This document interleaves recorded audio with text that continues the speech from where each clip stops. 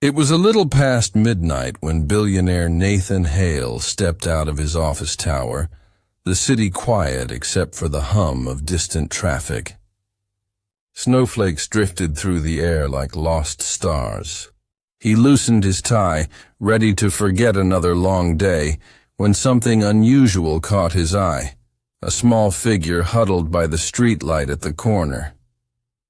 At first he thought it was a shadow, but when the shadow moved, when it shivered, he saw her.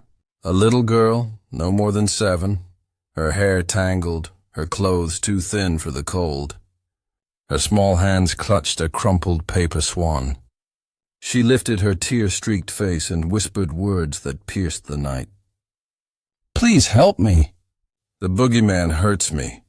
For a man who built empires on logic and numbers, those words shattered every rule." Nathan froze, unsure if he'd heard her right.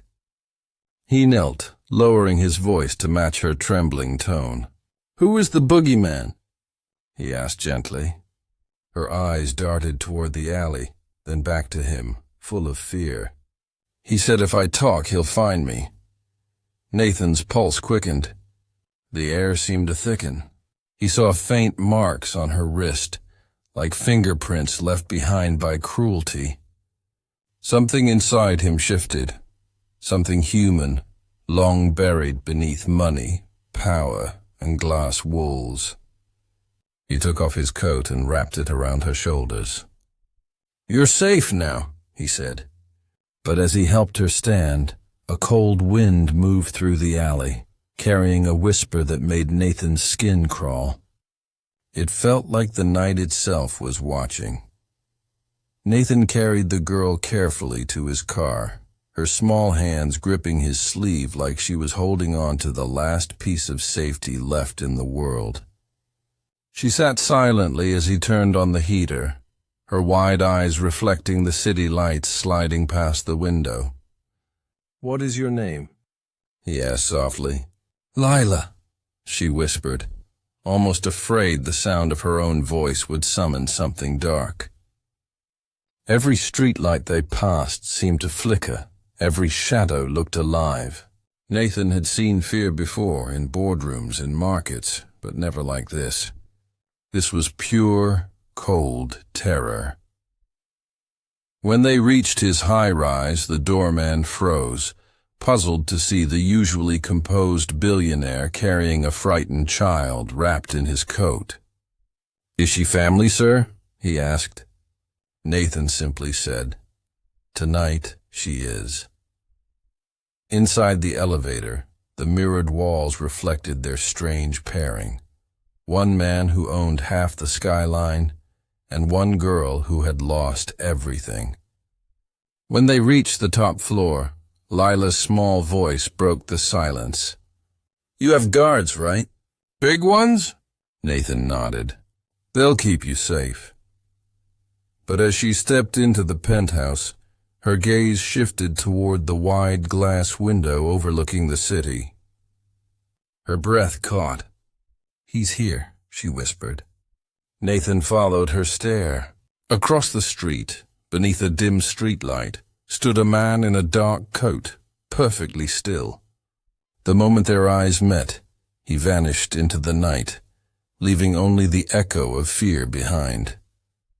Nathan locked every door in the penthouse, his heartbeat louder than the wind outside. The city looked peaceful from above, but he knew peace was an illusion tonight.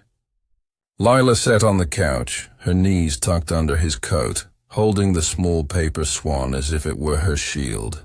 "He finds me no matter where I go," she whispered. Nathan crouched beside her. "Not here, I promise you." She looked at him with hollow eyes, the kind that had seen too much. For a moment, the powerful billionaire felt completely powerless. He called his house manager, Maya, who arrived moments later with a blanket and a cup of warm milk. "She's safe now," Maya said gently, though her eyes betrayed worry. Lila hesitated, then sipped the milk slowly, her small fingers trembling around the cup. When she finally began to relax, Nathan walked toward the security console. He rewound the camera feed to the moment they entered. There, across the street, he paused the frame.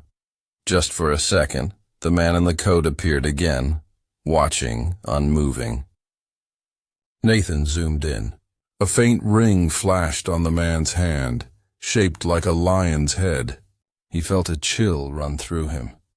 He sent the clip to an old friend, Detective Asha Patel, with a short message. "Need to find this man. Urgent." Minutes later, her reply came. "That symbol is known. Keep the girl safe. Do not let her out of your sight." Nathan turned toward the couch where Lila had fallen asleep, clutching the paper swan to her chest. Outside, snow fell softly, hiding the darkness that waited below. The night grew heavier inside the glass walls of Nathan's penthouse. Every sound felt louder, the hum of the heater, the faint ticking of the clock, even the wind pressing against the windows like a restless spirit. Nathan stood near the security console, eyes fixed on the monitors, refusing to blink. It was almost 3 a.m. when one camera on the service floor flickered. For a second, static filled the screen. Then a shape moved in the corner, slow, deliberate, as if it knew exactly where to go. Nathan's chest tightened. He muted the sound and whispered, "Maya, check the door locks." She hurried to the hallway, barefoot, silent. "All sealed," she called softly. But Nathan knew that was not what scared him. What terrified him was that the movement was coming from inside. He switched the view to the kitchen camera and froze. The pantry door, which had been shut, was now slightly open.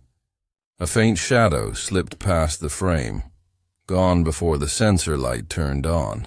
Nathan reached for the drawer and pulled out the only weapon he owned, a steel letter opener from a business award, dull but sharp enough to matter. He whispered to Maya to stay close to Lila, who was still sleeping on the couch. As he moved through the darkened hall, the floor creaked once, twice, and then stopped. "Who's there?" His voice was calm, but his grip was tight. From the kitchen, the refrigerator's light flicked on, flooding the room for a heartbeat. There, on the counter, was a fresh origami swan, folded perfectly. Nathan's hands went cold.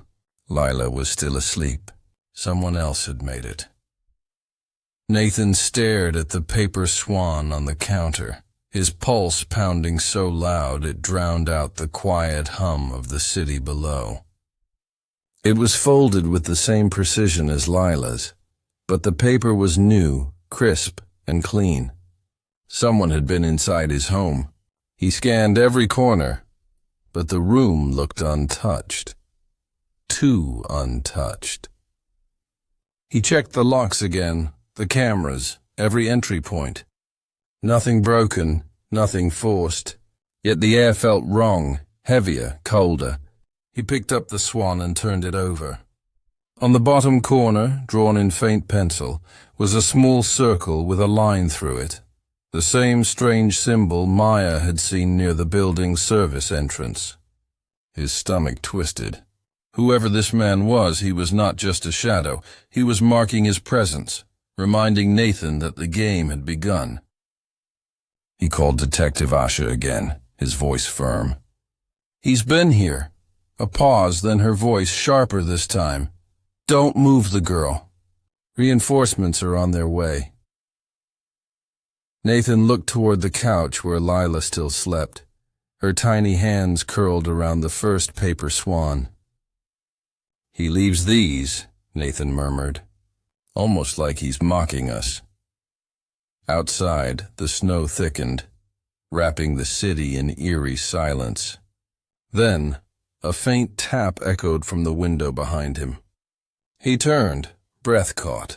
A single fingerprint pressed against the glass, fresh, smudged, and deliberate. Nathan felt his body go cold. He whispered under his breath. He was here, watching. The realization struck him like lightning. The monster wasn't just following Lila. He was challenging him. Nathan stood frozen before the window, staring at the single fingerprint glistening under the city lights. The mark was still fresh, as if left there just moments ago. His breath fogged the glass, but he could still see it clearly, a silent promise from the monster who had dared to invade his world. Behind him, Lila stirred, her voice faint and trembling. "He's here again, isn't he?" she whispered. Nathan turned toward her, forcing calm into his voice. "Not for long," he said. But inside, every instinct screamed that danger was closer than ever. He picked up his phone and called Detective Asha. "He was here," he said. "You need to hurry." Within minutes, flashing lights lit up the streets below. Officers surrounded the building, but the man was gone, like smoke swallowed by the city. As they searched, Nathan found something wedged beneath his front door. A small folded note. Inside it, one sentence. "You can't protect her forever." His grip tightened. He looked over at Lila, her small figure curled beneath the blanket, holding the swan as if it were life itself. For the first time, Nathan realized this was not just a rescue. It was a war between light and shadow. He had power, connections, and influence. But this evil hid behind faces that looked ordinary. He knelt beside Lila and whispered, "He took enough from you. Now it's my turn to fight back." And as the snow kept falling outside, Nathan opened his laptop, sending the man's image across every private channel he controlled. He would not rest until the boogeyman was unmasked, no matter how deep he had to go. The war for Lila's safety had just begun.